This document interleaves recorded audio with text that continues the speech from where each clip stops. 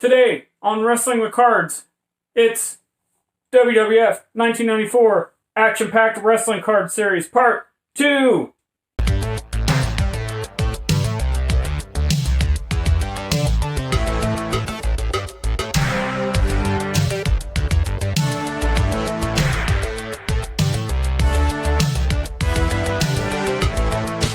Welcome, wrestling fans and trading card collectors. Welcome to Wrestling with Cards.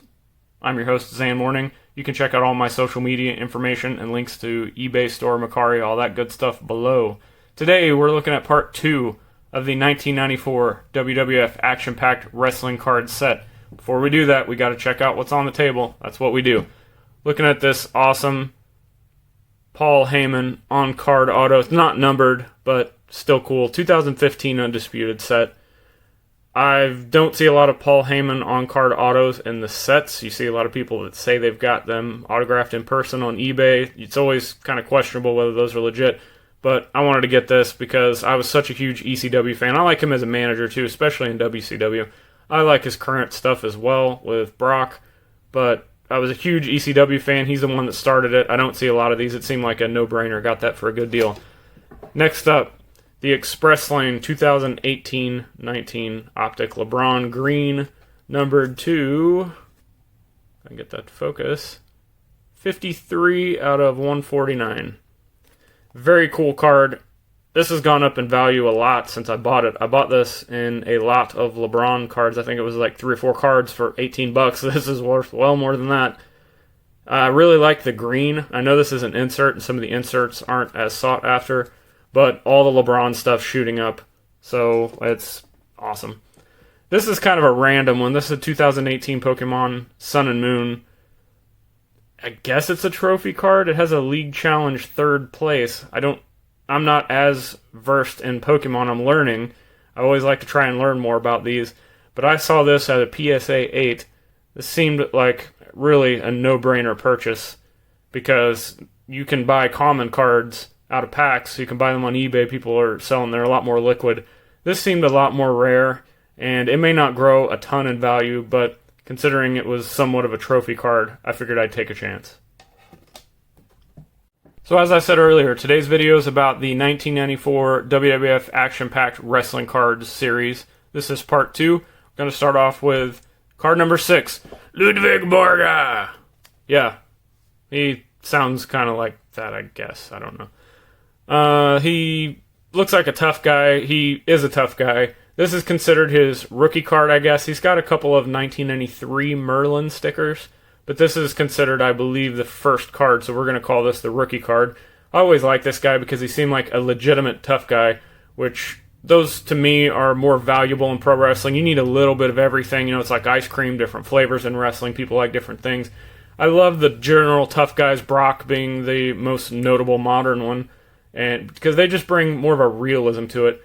And I guess he was, because he wrestled in Japan prior to WWF, and afterwards he fought in rings, and believe it or not, he actually fought Randy Couture in UFC 13.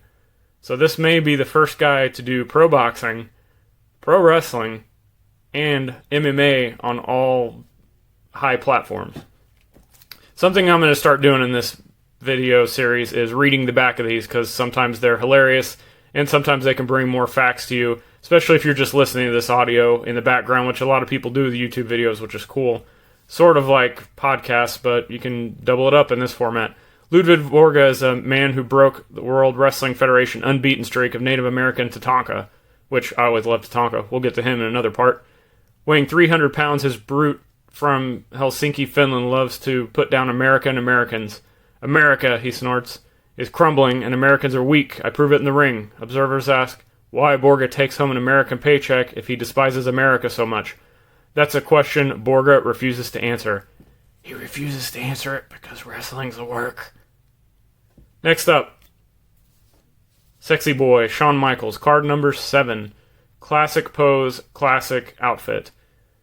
This is my favorite Shawn Michaels. Well, I would say from like this, early 90s, up until right before the Attitude Era. His gear, his cockiness and attitude, his mullet, it was all the best. That was my favorite Shawn Michaels. I still hated him because he's a heel, but I looking back, that was my favorite Shawn Michaels.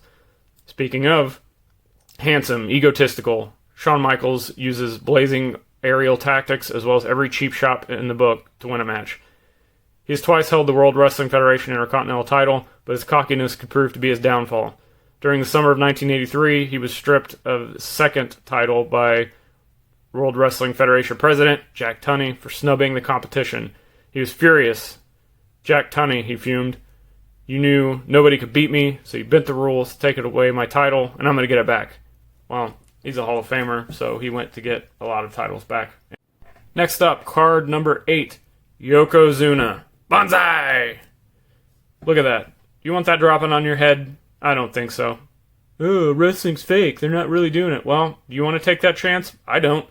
Every time I saw this guy drop a leg or do the banzai drop on someone, I thought he legitimately killed him.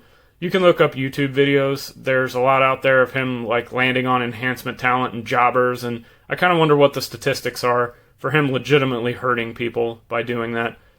I wouldn't want to do it. I don't care how much you paid me. Yokozuna's shaken the World Wrestling Federation since joining in 1992.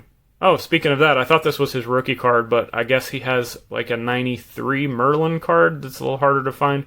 Anyway, no wonder he weighs nearly 600 pounds. He was a Japanese sumo grand champion. Yokozuna also uses various tricks to get ahead. At WrestleMania 9, he took the Federation title from Bret Hitman Hart, but only after Yoko's manager, Mr. Fuji, blinded Hart with ceremonial salt. Same night, Yokozuna lost the belt to Hulk Hogan, but shortly after, got it back from the Hulkster. That was an interesting WrestleMania main event. That whole show is really good. You should go check it out.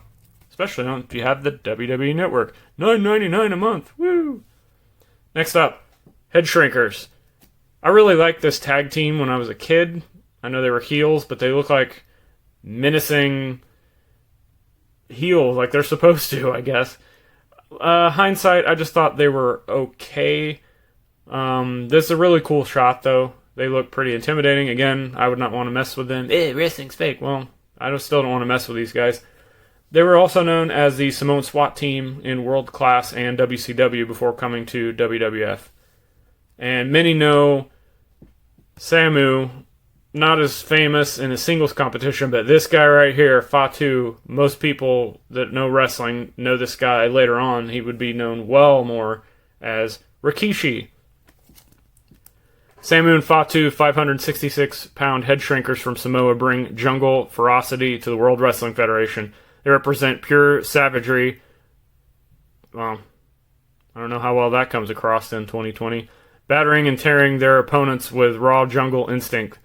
The Shrinkers have physically hurt more opponents than any other tag team, but sometimes their fury costs them loss of control. So they have never held the belts, but many times they've come close. On any given night. Any given night. That's why we watch wrestling. Any given night. Never know what's going to happen. It's a lot better when there's surprises. These cards are proving that. Next up, I am not a fan of these guys, although this card's kind of entertaining. The Bushwhackers. Most wrestling fans know the Bushwhackers. This is card number 10 in the set, and it's pretty funny. My problem is, before these guys came to the WWF, they were known as the Sheep Herders. Bloody, violent matches everywhere they went. Barbed wire, cage matches, weapons, all that fun stuff. Basically ECW before ECW was a thing. Once they got to the WWF, typical WWF, they want to turn everything into a cartoon. These guys turned into just a comedy act, walking around, doing their dance, licking kids' heads in the stands. I have never liked these guys once they got to the WWF. They just didn't do anything for me. I don't mind some comedy acts in wrestling, but I just like, where are the Sheep Herders? This would be like taking Raven or Tommy Dreamer and turning them into Orange Cassidy style. It just doesn't make sense when you go from one extreme to another. Fans love Bushwhackers, cousin Luke and Butch. This duo from New Zealand, with a combined weight of 480 pounds, has never won a championship. Obviously, they walk around licking kids' heads and dancing.